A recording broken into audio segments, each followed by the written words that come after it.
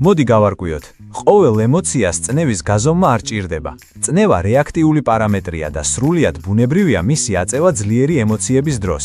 წნევა მაშინ ხდება პრობლემური და სამკურნალო, თუ ის პერმანენტულად მაღალია, ძილშიც. ამის დადგენის ოქროს სტანდარტი არის მისი 24 საათიანი მონიტორინგი.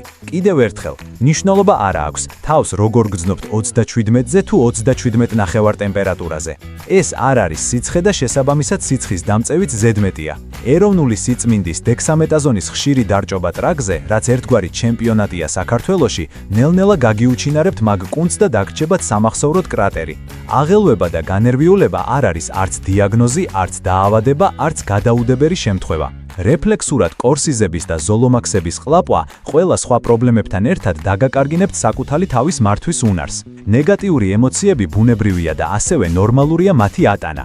უშუალოდ ჩაძინებისას სხეულის შეკრთომა, ეგრეთ წოდებული მიოკლონია ბუნებრივია. ნუ გეშინიათ.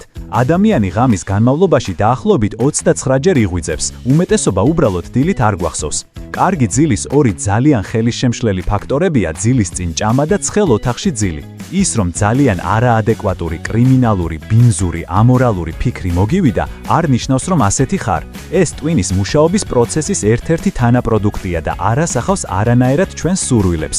ასეთი ფიქრები ყველას გვაქვს, ასე რომ დაიკიდე. თუ ორ ადამიანს ერთად დუმილი შეუძლია ყოველგვარი დაძაბულობის გარეშე, ეს მათ ძალიან ღრმა და ნდობით გაჯერებულ ურთიერთობაზე მეტყველებს.